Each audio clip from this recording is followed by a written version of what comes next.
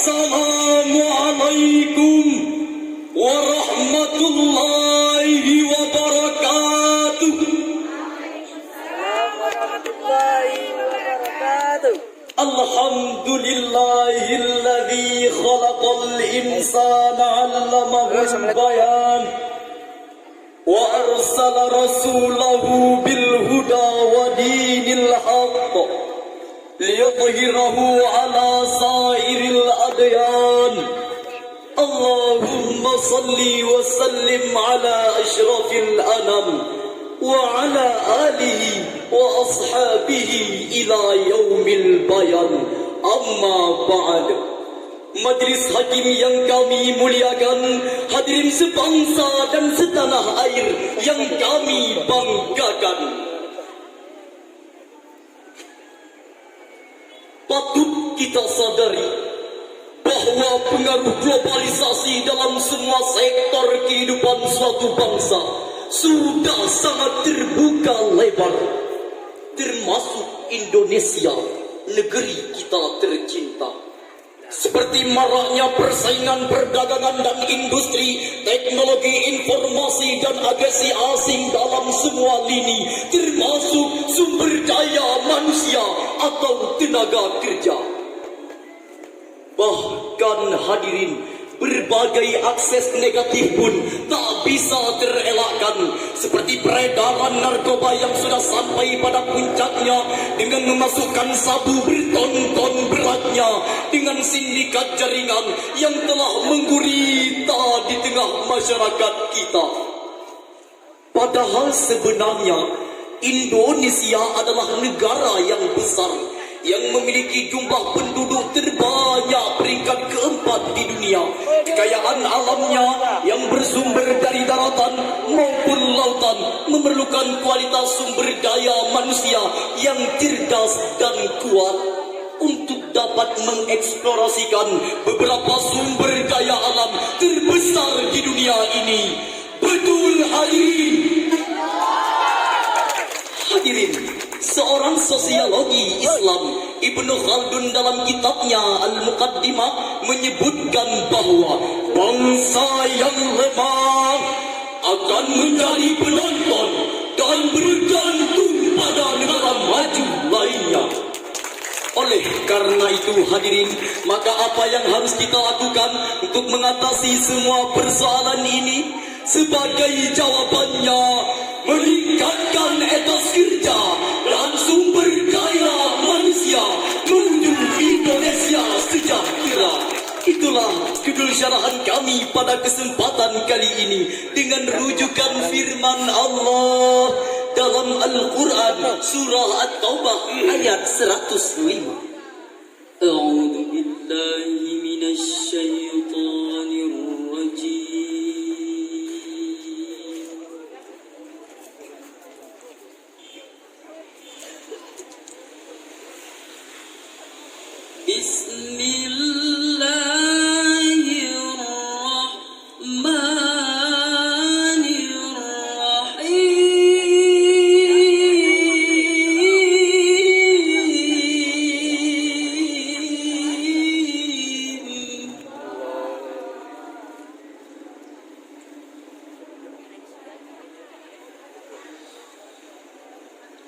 وَقُلِ اعْمَلُوا فَسَيَرَى اللَّهُ عَمَلَكُمْ وَرَسُولُهُ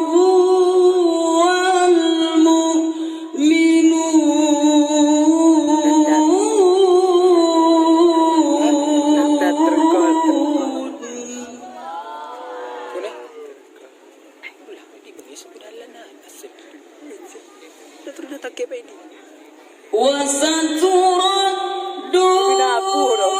إِلَى عَالِمِ الْغَيْبِ وَالشَّهَادَةِ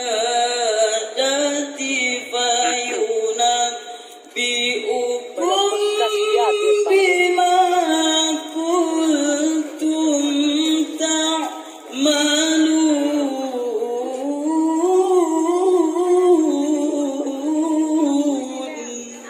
Aku berlindung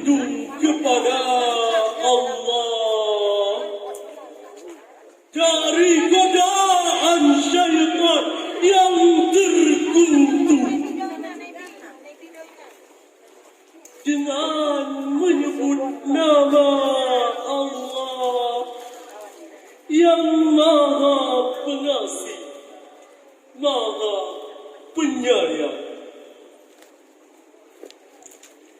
Dan katakanlah, bekerjalah kamu, maka Allah dan Rasul-Nya serta orang-orang mukmin akan melihat pekerjaanmu. Dan kamu akan dikembalikan kepada Allah yang mengetahui akan yang gaib dan yang nyata.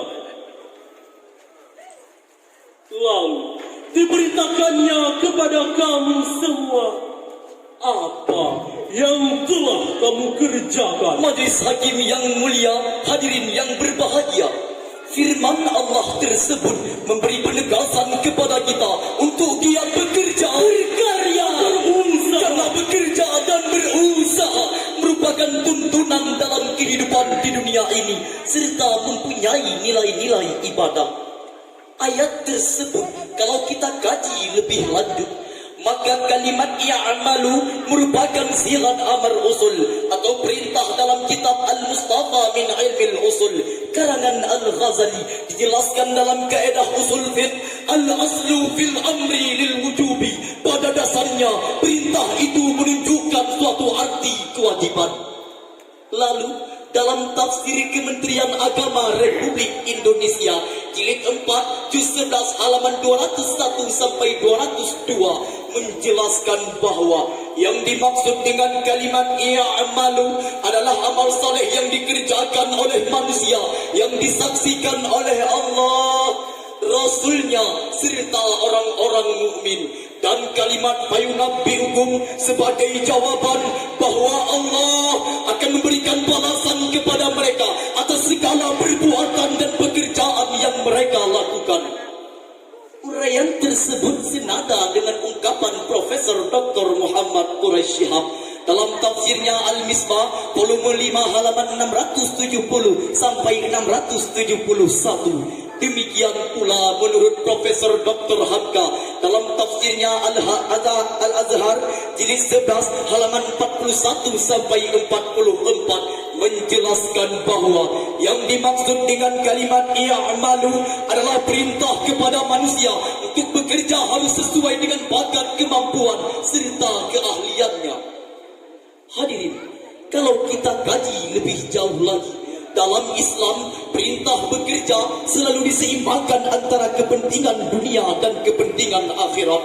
Sebagaimana yang diterangkan oleh Rasulullah dalam sebuah hadis yang dirawi oleh Ibnu At-Takir dari Anas, beliau berkata, "Laisa bi khairikum man taraka dunya li akhiratihi wa li akhiratahu lid dunyahu hatta yusiba jami'an." Fa inna dunya balaghun ilal akhirah wa la takunu kullan 'alan nas.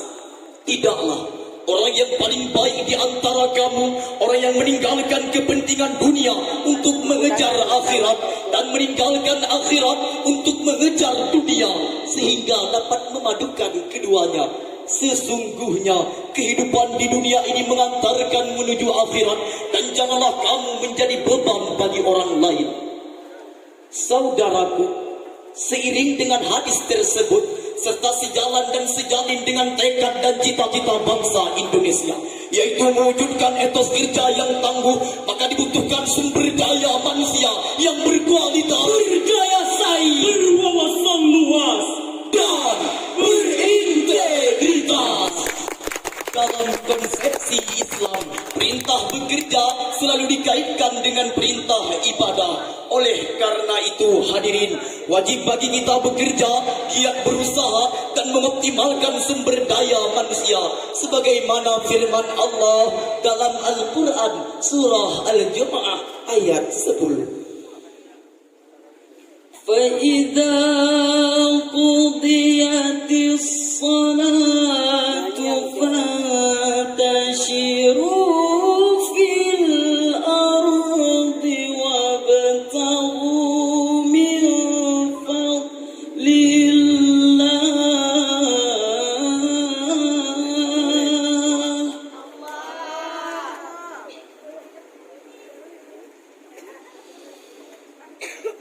وَابْتَغُوا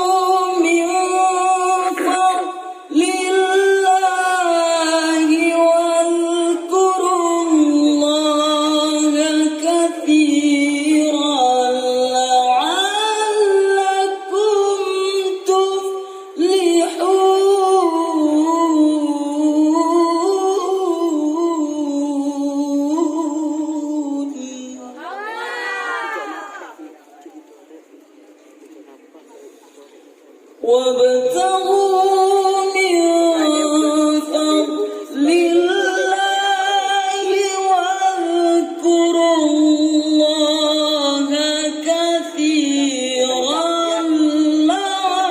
لعلكم تفلحون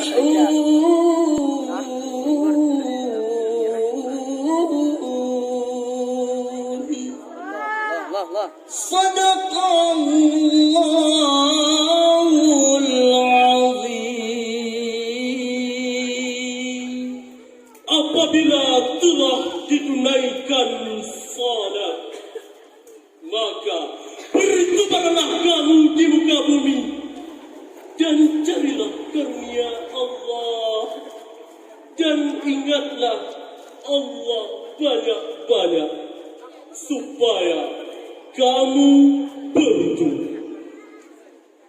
Maha benar Allah yang maha agung atas segala firman-Nya. Hadirin, menurut Profesor Dr. Muhammad Quraisy Shihab dalam tafsirnya Al-Misbah volume 14 halaman 231 sampai 232 menjelaskan bahwa yang dimaksud dengan kalimat fatashiru yang berarti bertebaranlah, maksudnya setelah menunaikan ibadah salat maka diberikan kebebasan kepada kita untuk mencari apa yang kita inginkan.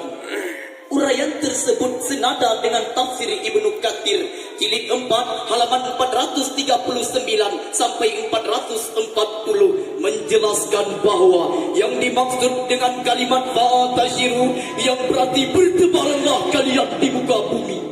Penjelasan tersebut menunjukkan pengertian imaha yang berarti boleh, yakni mencari rezeki di jalan Allah untuk memperoleh keberuntungan pada hari Jumat.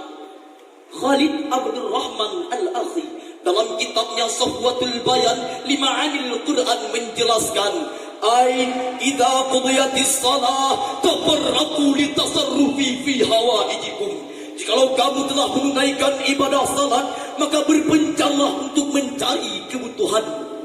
Demikian pula menurut ungkapan mujahid Islam yang mengandung spirit dan sugesti sebagaimana yang tertuang dalam kitabnya Al-Bidayah wan Nihayah juz 7 karya Al-Hafiz Abu Fidah Ibnu Katsir, ruhbanum bil laili wa fursanum bin nahari.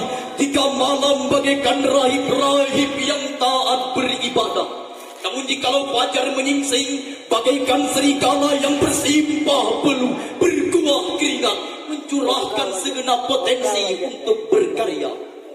Saudaraku, di era globalisasi ini yang menuntut sumber daya manusia yang berkualitas tinggi, yang mampu beradaptasi dan tanggap terhadap segala situasi, tentunya harus berpegang teguh pada nilai-nilai Qur'ani. Siapa yang tak mau menambah ilmu pengetahuan, silakan tidur dalam keterbelakangan. Siapa yang enggan meningkatkan skill atau keterampilan, siap-siap menatap dalam pengangguran. Siapa yang lemah etos kerjanya akan digilas oleh kemajuan zaman.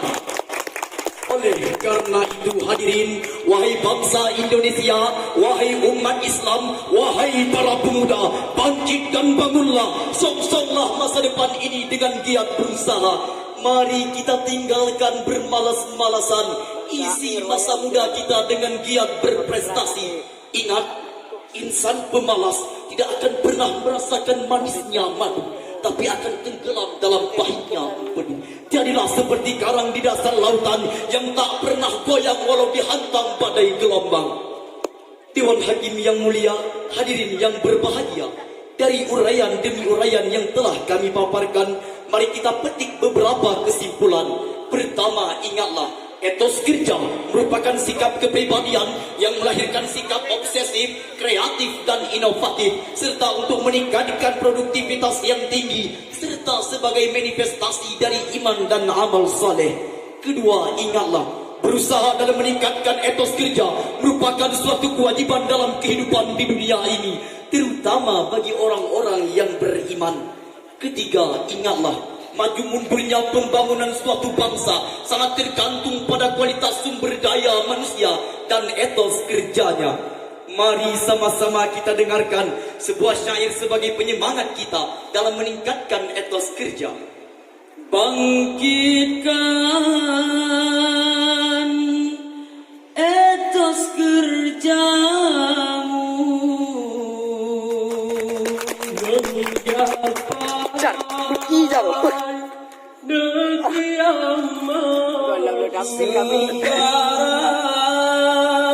tanggung jawabmu, sing-singkan lengan baju, Ayo bekerja, ayo berkarya dan berdoa. Satukan asa, gapailah cita untuk membangun Indonesia.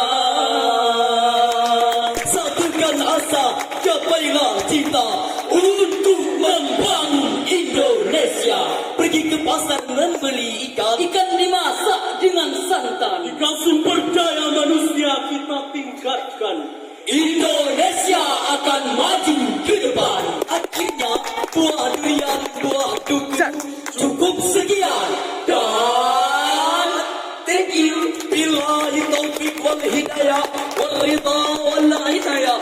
Wa'tasimu bihamdillah. Wassalamu alaikum warahmatullahi